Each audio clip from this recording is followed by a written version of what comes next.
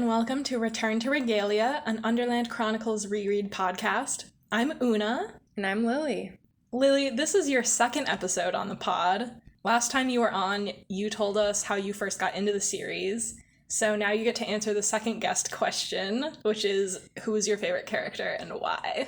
Yeah, so I gotta say Aries because, I just love a big fluffy bat. But also I think I just really admire his loyalty and his, morals, honestly. Like, the way he just, knows what he cares about and stands by that.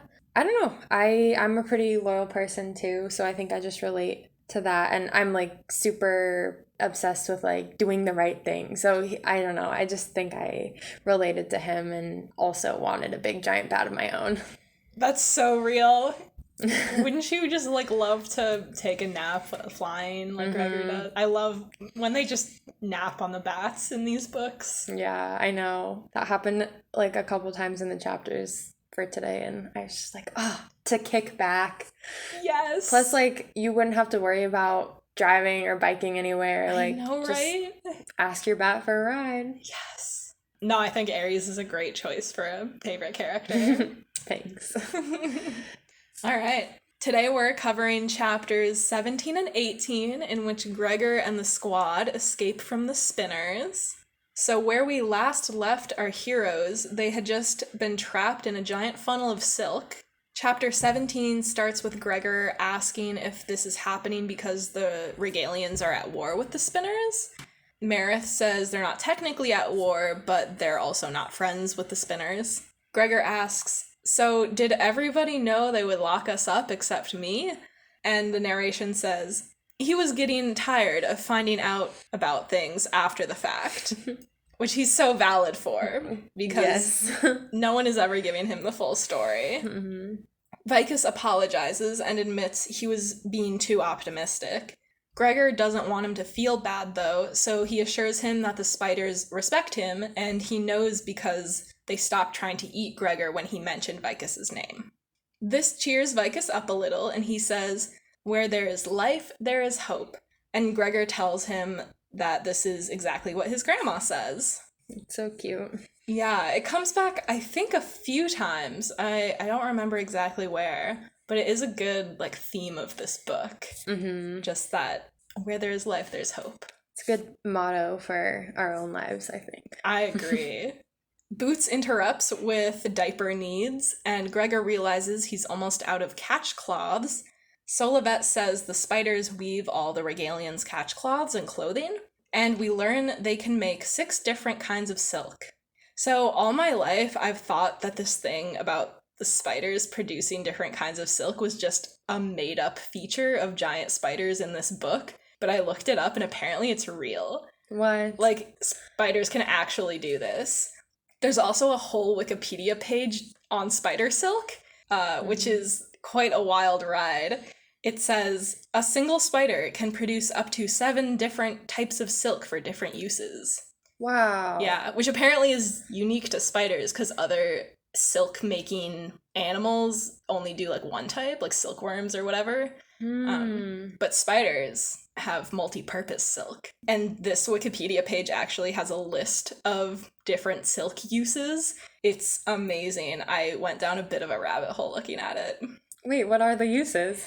I can't get into all of it here, but I do recommend looking it up if you want to learn about how spiders can use silk as a food source, as a means of reproducing, and as tripwires. What? These spiders are really sophisticated. There's some spiders out here doing, engineering feats with silk. Yeah. It's really wild and also kind of scary if you don't like spiders. I think it's really cool that the spiders trade their silk. Yeah. And not only do they produce the silk, but they turn it into things too. I don't remember if it gets into it later, but I want to know what they're trading for. I guess it's probably food or something, but spiders don't generally have a hard time finding food though. So right. I would want to know what is so enticing to put all the effort in of like producing something that comes from your body and turning it into something for human needs that like you don't care about as a spider. You're so right.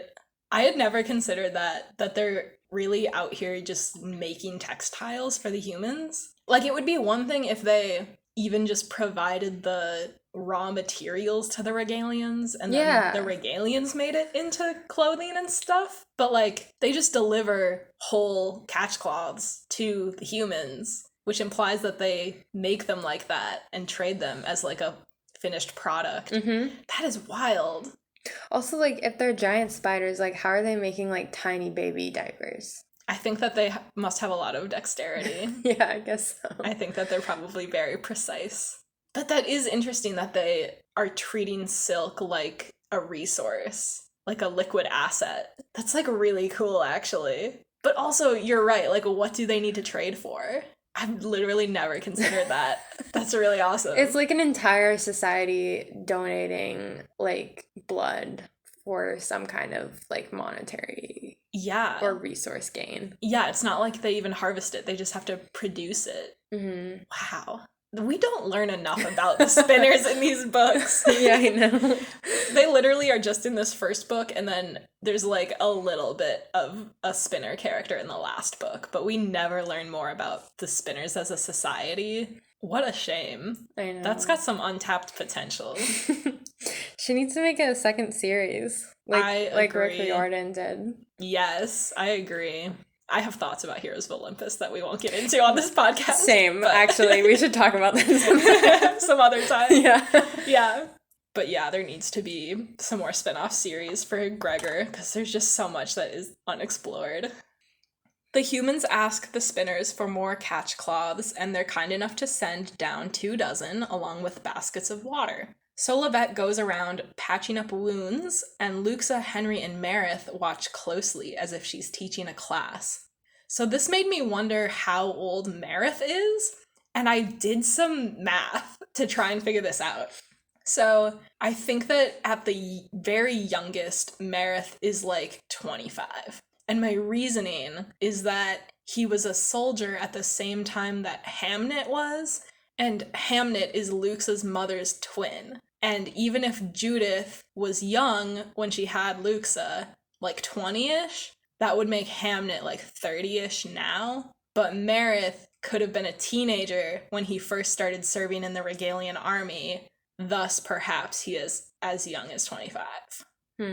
But since he's still an active soldier, and he's still learning, like, medical lessons from Solovette here, I don't think that he is, like, middle-aged yet. I think he's probably still a young adult.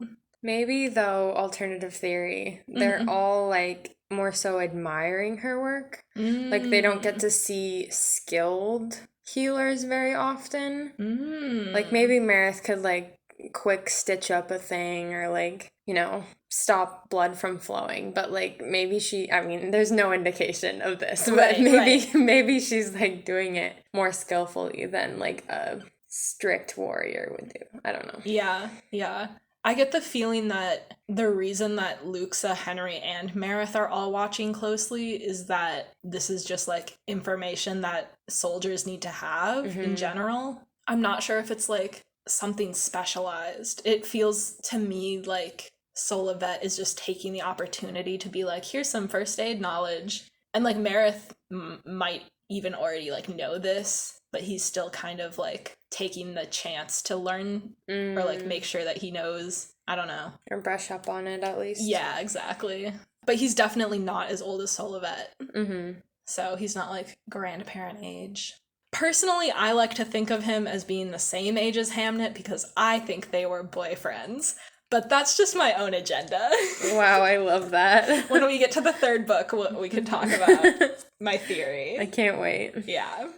Solovette soaks a catchcloth in water and gives it to Gregor to hold on his face where the spiderweb ripped off earlier. It burns, but Solovette tells him he needs to wash the glue off before it festers. And as a kid, I don't think I knew what the word fester was, but this gave me a pretty good idea, and the word does sound awful even if you don't know what it means. Mm-hmm. Yeah, festering wounds are pretty bad. Yeah. So I did not know exactly what that meant as a kid, but I knew it would be nasty. Solovet says it'd be more painful but over quicker if Gregor splashed water on his face. So he just dunks his whole head into a basket of water because he's fucking hardcore. Can we talk about how he screams silently? Yes! Yeah. When underwater, when he dunks his head in. Yeah. Gregor's so funny. I love that he took the option of more pain but over quicker. I don't know. I feel like that says something about him as a person, that he is willing to, like, go through the intense agony and, like, kind of rip off the Band-Aid quick and get it over quicker. Okay, English major. Yeah, well, it's like... I feel like it does say something. Like, he could have chosen to be like, no, I want to do this as slowly and painlessly as possible and, like, not have to experience this, like, intense feeling in order to just get it over quicker. I feel like Gregor has so much, I don't know what to call it exactly. It's in line to me with, like, his emotional intelligence. Like, this is almost like, I was gonna say it's like the marshmallow test, like, that you learn about in psychology, but it's not. But it's like the knowledge that Gregor has that even though it hurts, it's gonna hurt a lot, it'll be better in the long run to get it over with. Because, like, other kids might not have that reasoning, but he's just like, let's do this. Like, some adults don't even have that reasoning. Right. They wouldn't be able to do it. He's just got a lot of resolve. He's got a lot of... He's just hardcore. That's it. Yeah, definitely. I think if there were, like, guns in this and he got shot, he'd be, like, the kind of person that, like, digs out the bullet himself. Oh my god. Yeah, like in the action movies. Yeah. Just, like, forking it out. Yeah. Oh my god, yeah. He's got a lot of stamina for, like, what he's going through. He's very just true. He's had to put up with a lot, and I feel like that's made him very, like, world-weary. Solovet asks if the crawlers need any medical attention, and Boots points out Temp's bent antenna and says, "Temp boo-boo." It was very helpful of Temp to get minorly injured in this way, because this bent antenna becomes his one defining feature for the rest of the series. The narration says, Gregor was sorry Temp was injured, but on the plus side, he could now tell the roaches apart. I love it. Because, like, every single time we meet Temp the rest of the books, he's always identified as the roach with the bent antenna. So it was really nice of him to, like, get this little quirk in his physical appearance early on. Even though he says, like, no, princess, we heal ourselves. He literally never heals. Right. It's bent forever, even though, yeah, he's, like, better and functional. It's still bent. Yeah, Temp tells Boots not to worry, because they can heal themselves, but she doesn't understand, and she gets kind of upset. She tends to throw tantrums when she's tired and hungry, so Gregor gives her one of the cookies Dulcet packed for them. Tick asks if Boots hates them, and Gregor tries to explain that she's just throwing a fit, but the crawlers don't seem to understand. The narration says, baby roaches probably didn't have tantrums. Which is so true. Like, I'm sure that Temp and Tick, like, have no idea what's going on with Boots. Roaches probably aren't babies for very long. No, probably not. Like, one day. I should have looked that up. I'm gonna Google it right now. A cockroach is called a nymph as a baby. A baby cockroach is laid as an egg and hatches about 20 to 40 days later. It remains a nymph until it reaches adulthood. How long does that take? I need to know now. Oh my god. About 600 days. What? No, really? Yeah, this is 2 years? This is according to Cockroach Life Cycle on some pest solutions website. It says, it takes about 600 days for an American cockroach to reach adulthood from the egg. That's like 2 years. So they could have the terrible twos. Yeah. Wow. How long do cockroaches live? How long do cockroaches live? That's a really good idea. That's a good question, too. How long do roaches live? What the fuck? This is bullshit. It says about 1 year, but that doesn't make any fucking sense. I don't know what to believe. Some living almost 2 years. I don't fucking know. Okay, this one, Western Pest, says the nymph phase is 1 to 3 months. Okay, that makes more sense to me. But it does say the cockroach lifespan is relatively long. Relative to what? I don't know. Relative to other bugs? Okay, if there are any bug expert audience members, you need to tell us what the truth is. Here it says they live 6 to 15 months. Cockroaches do, total. Okay. So, and then the nymph life cycle is 1 to 3 months as a nymph, and then... like 15 months total. 15 months total. Interesting. But that's for small roaches. You know what's interesting, in the though? Overland. Yeah. Here's a massive plot hole. Okay. In this whole series. Okay, I'm ready. In the real world, bigger things live shorter periods of time than the small thing, like smaller counterparts. Bigger dogs live fewer years than smaller dogs. Oh, yeah. Taller humans really live less time than shorter humans. Interesting. There must be something going on with their hearts. Like, their hearts must be pretty distinct from, like, their smaller counterparts. Yeah. Because there's no way that, like, if it was just scaled up, it wouldn't be able to keep them alive. You should look up whales and how they're able to stay alive for so long, because there's actually been a lot of research, because it's, like, kind of outstanding if we look at other species, how whales are able to survive for as long as they do. Yeah,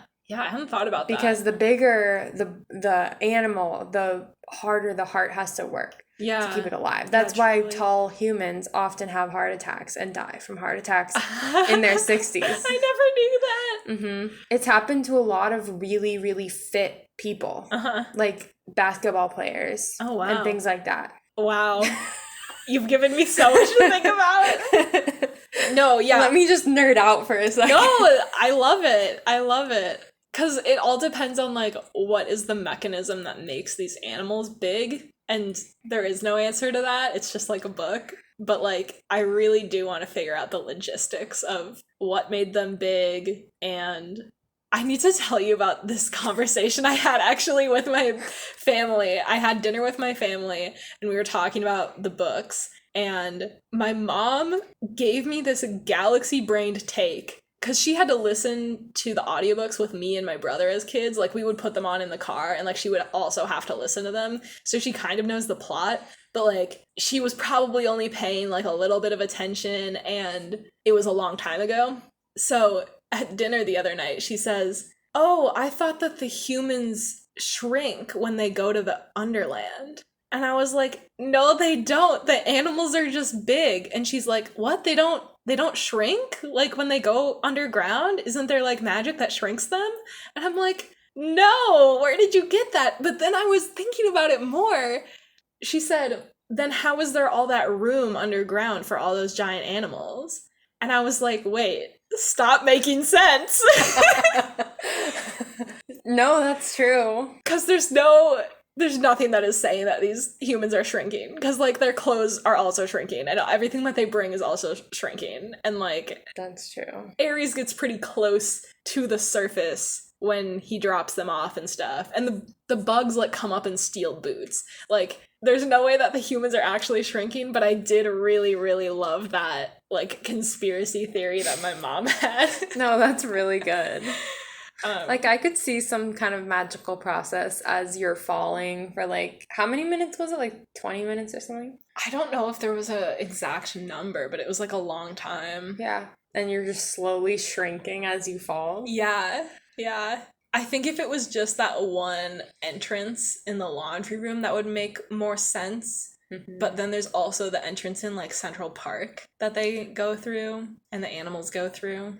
It's just really funny to think about my mom this entire time thinking that they were just shrunk down. I just thought of another thing. Yeah. How are all these beings so healthy? Like, obviously could have adapted to it, right? But how is Gregor not having problems breathing underground? Like, the air is not circulating. Yeah. Also, where is the oxygen coming from? Literally. Like, obviously soil is not anaerobic, but the pockets the air goes through in soil are so small. Mm-hmm. And, like, there's no way there would not be more oxygen coming down. Right. Yeah, I think if we really got down to the science, it would be impossible for all of this to be happening. Like, there's no scientific reasoning that we could twist to make this actually happen. Yeah. Even just the fact that, like, there's humans down there, like, they would all get sick and die from not having sunlight. How dare she write a fantasy novel not based on science? Yeah. How dare she not think through all of the scientific phenomena that could have contributed to this world. Yeah. God, that was a great tangent, though. So Vicus whispers to Gregor that the spinners might pass on information about them to the rats, so they should escape as quickly as possible. Gregor agrees and starts to ask what the plan is, but Boots comes up and pinches him, demanding another cookie. He tells her cookies are not for pinchers, and that makes her march away angrily. He's right, though. He's right. You can't give cookies to pinchers, they're just gonna keep pinching. Mm-hmm. Gregor asks why they can't just slice open the web, and Solivet explains the spinners would repair it too quickly and attack with their fangs. And fleeing upwards won't work either because the spiders will leap on them from above. She says the only way to get out is to damage the web so fully and quickly that they can't repair it. And she suggests that someone perform something called the coiler, which sounds dramatic as hell. Everyone looks at Luxa, and Aurora touches her head to the back of Luxa's neck. Luxa says they can do it, and Henry agrees. Mareth says they'll need a distraction and offers himself up as a target, but Solivet vetoes that. I love that Mareth is just, like, ready to die for this. He's just like, I'll do it, guys. I'll take one for the team. Yeah. Solivet has to be like, no, your leg is injured. You can't. Vicus says it's too bad they don't have any horns because the spiders are very sensitive to noise. Boots starts to kick Gregor's legs, and he asks her if she needs a timeout, which just makes her even more upset. Gregor says, you need a noise? I've got a noise for you, and wrestles Boots into the backpack. He asks if everyone's ready, and as soon as they confirm, he shows Boots a cookie and makes sure she can see him stuff it in his mouth. Boots shrieks, and Luxa and Aurora take off.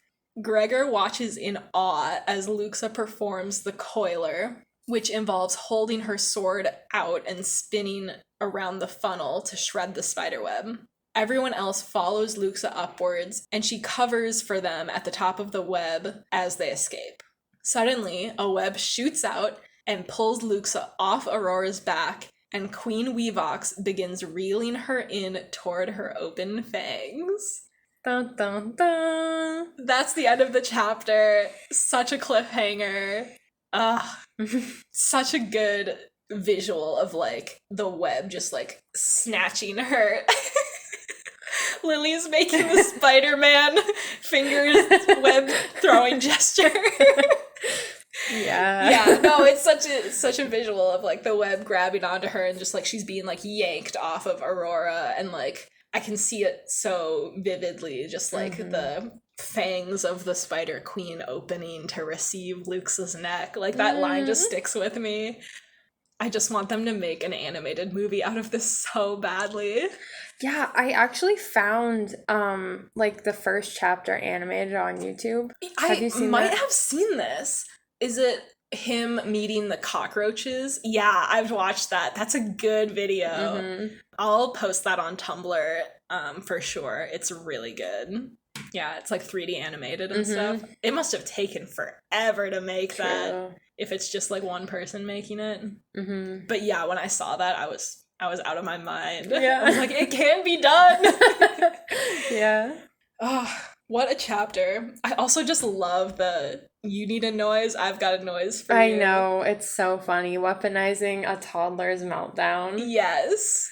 And just, like, making sure that she sees him eat the cookie and just like taunting her with it, and he just knows exactly how she's gonna respond, and she's like screaming. Boots is like such a good kid though, because for the majority of the time she's chill with absolutely everything. Yeah. And when she isn't chill, you can use her exactly. in battle. She's special weaponry. Yeah. Yeah, no. And after this, she just kind of like crashes, and then she wakes up and she's just like happy again. Yeah. It's so cute. We'll get to that. So chapter 18 starts. Luxa is seconds away from dying. She's trying to bite through the web attached to her arm with her teeth, which is so visceral. That's raw, right? Yeah. Like, she's so desperate. She's just like trying anything to get out of this. Gregor desperately searches around for a weapon and finds the can of root beer in his pack. He shakes the can with all his might and cracks it open so the root beer shoots out and hits Weevox in the face. She drops Luxa, and Luxa gets caught by Aurora. At Solovet's command, the Underlanders fly in a buzzsaw-like formation with their swords out. They escape, and an exhausted Boots falls asleep on Gregor's back. Can we talk about the names of their moves, though? Yeah! Spoiler and Blade Wheel! Blade Wheel! I love their silly little made-up formations. Also, Blade Wheel is like a circulating saw. Uh-huh. They liken it to like a circulating. Yeah, like a buzzsaw thing. A buzzsaw, yeah. Yeah. They liken it to a buzzsaw, which they don't even have. Yeah. So, like, I don't know. I think that's interesting. Maybe they have their own version of it. But yeah, no, I love that they have these, like, predetermined moves that Solovet can just call out, like, what to do, and they all know what it is because they've all trained the same way, and yeah, it's really awesome. Also, like, Luxa kind of, like, expands on this in a second, but they literally train for situations in which they are stuck inside of a spider's I know, web. right? Because the coiler is specifically for that. Yeah, I don't think I had realized that. Yeah. Like, later we'll get to it. Yeah. But, like, yeah, no, I had not realized that it's, like, this isn't a move that you just pull out whenever you need it. Like, this is specifically if the spiders put you in a funnel prison. Yeah. Yeah. Yeah, the whole root beer thing, too, is just so iconic. This is, like, one of the handful of scenes that just has stuck with me forever and ever. It's, like, the most iconic thing of Gregor just pulling out the root beer. Because he just grabs it, like, on a whim when they're leaving Regalia, and he's like, oh, this is just for funsies. But, like, suddenly it becomes his, like, special weapon, his special power. Yeah. The group flies for a long time before landing in a vast cavern. Everyone is totally wiped out and terrified. Gregor asks, so isn't it time I had a sword? Which makes everyone laugh. Boots wakes up and asks, where's Spider? Which sets everyone off again. And Boots repeats the question to get them to laugh even more. I love that Boots is one of those kids who just, like, wants, like, laughter and applause and attention. Bro, probably because her family was devastated. Yeah. Like, she's like, we need to get some laughter up in here. I just need to entertain them. Like, yeah. Distraction.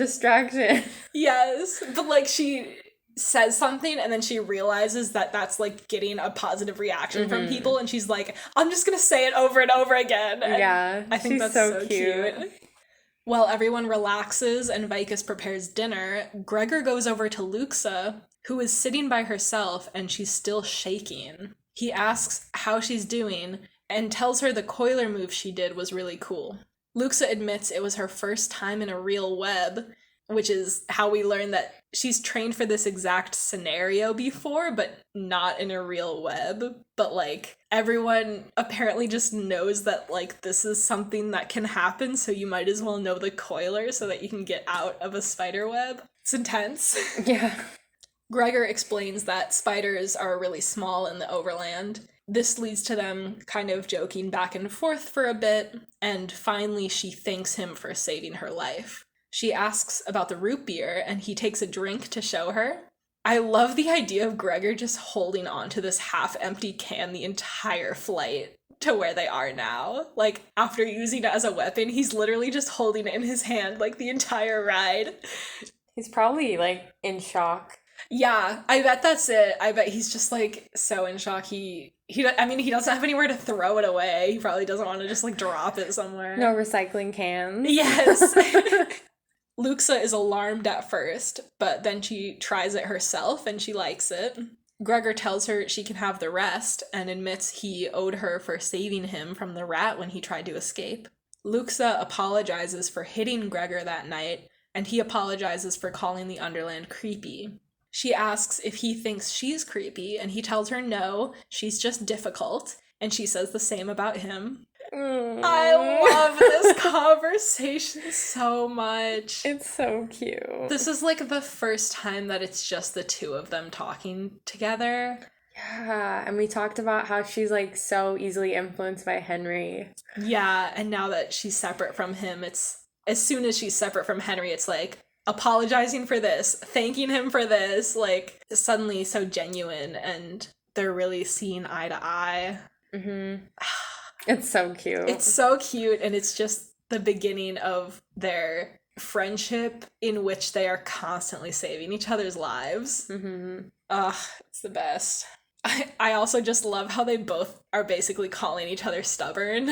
Yeah. It's just cute. Like, they're both acknowledging that the other one is difficult, but I don't know. It's just super cute that they're both very strong-willed people. Definitely. But they're like really equal in this moment. Yeah. Because like he showed her she just wasn't noticing it before. It's not like he hadn't shown her what he's made of before, but like you can't really ignore it when someone literally saves you from death. Right, exactly. Vicus calls everyone to eat, and Luxa shows off the root beer. Everyone tries a sip, and when it gets to Boots, Gregor figures she'll finish it off, but she ends up pouring out 2 little puddles for the bats and the crawlers. Vicus says, "I believe Boots to be a natural ambassador. She treats all with an equality I myself aspire to." Which is so cute that she thinks of the animals, too. She's like, they can't hold this can to drink from it, so I'm just gonna pour them little puddles. Yeah, it's so cute. It like really shows how kids are just like, they really see the best in the world and see everyone as equal. Yeah, and Boots is just like, of course they're gonna want to sip too. Yeah. It's this idea of Boots being this model of purity throughout the books, and it's basically because she doesn't know any better. Like, her mind has not yet been infected with societal expectations, so she's just like this very pure being obsessed with everyone getting their share, and it's the best. As they eat, Gregor asks if the quest can go on without the help of the spinners. Henry expresses regret that they didn't just grab 2 on their way out, which is very Henry of him. Yeah. He's just like, we'll just kidnap some. Vicus reminds him that the prophecy says the spiders must assent, meaning they have to agree to come willingly. He says they might find some spinners being kept prisoner by the rats, who would agree to join them along the way. Here he says, "I have often had good results with spinners," which just goes to show the kind of person Vicus is, because, like, Vicus, we were just in prison. Like, your granddaughter literally almost just died. And you're like, I often have good results. Like, you don't have to lie, man. Vicus cracks me up. Maybe he just genuinely thinks that, like, if he had handled everything, it would have been, like, totally fine. Yeah. Ugh, he's just so optimistic all the time. But I think that this line here is just so, like, almost insensitive. Like, you guys went through a whole ordeal, and you're out here being like, it'll be cool. I'm best buzzed with the spinners. Like, this whole chapter didn't just happen. Anyway, Solivet reminds Vicus that he won't be there, and Gregor asks why not. Vicus reveals that he, Mareth, and Solivet are flying home now because they're not mentioned in the quest. Luxa and Henry are as surprised by this as Gregor. He tries to convince the adults to stay, citing the fact that they don't know where they're going. Solivet says, "You will manage. Henry and Luxa are well trained, and you show great resourcefulness."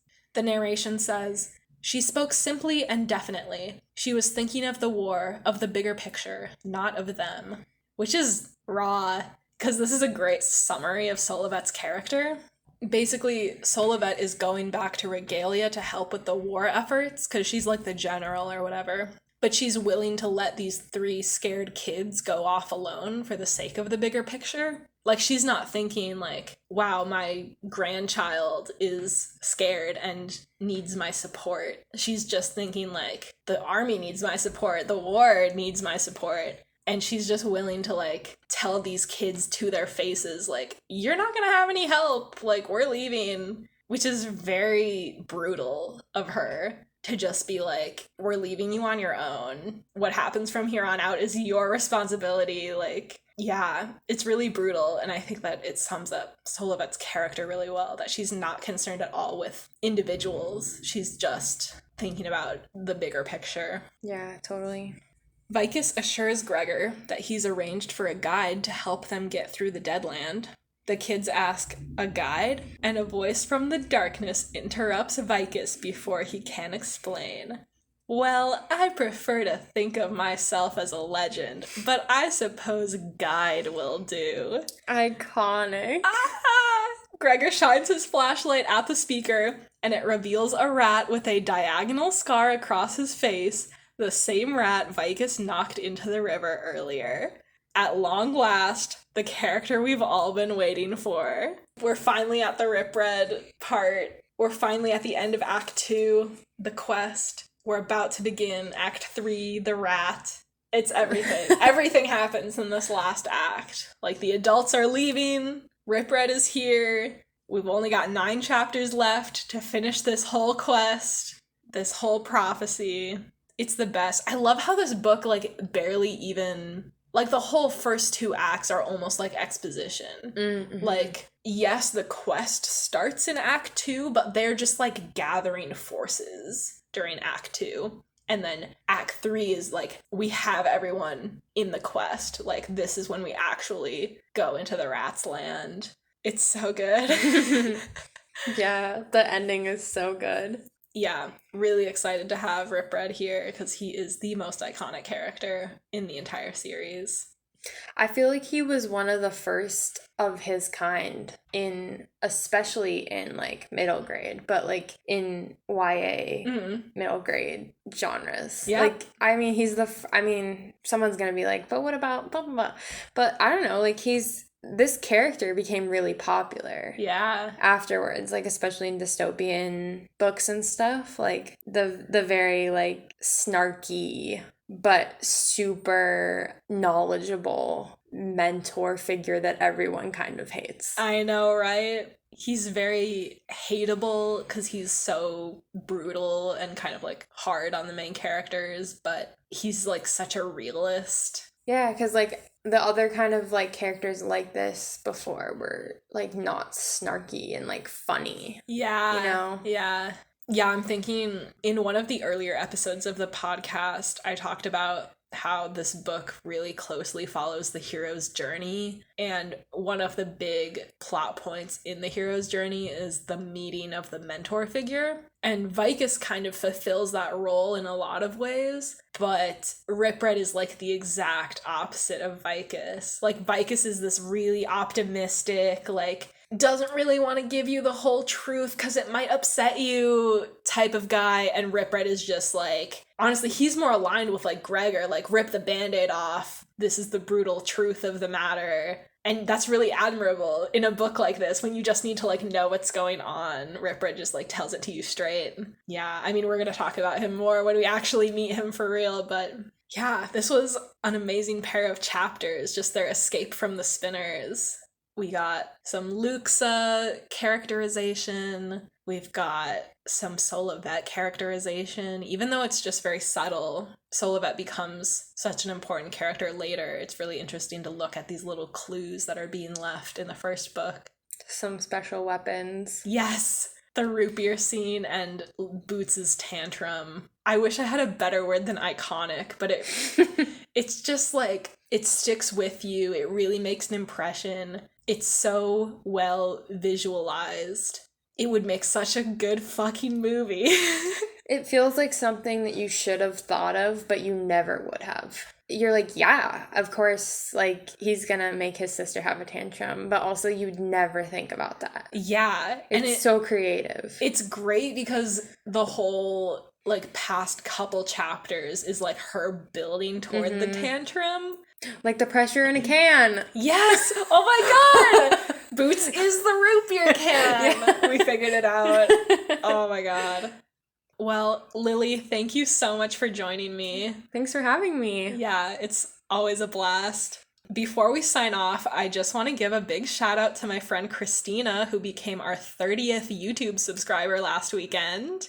I also want to express my extreme appreciation for everyone who's messaged us asking to be a guest on the pod. I hope, people have been reaching out. Yeah, I'm really excited. I hope to be getting back to everyone soon with more details on scheduling for book 2. Next week, Nate and I will be discussing chapters 19 and 20. Follow us for updates on Instagram and Tumblr at Return to Regalia. And until next time, fly you high.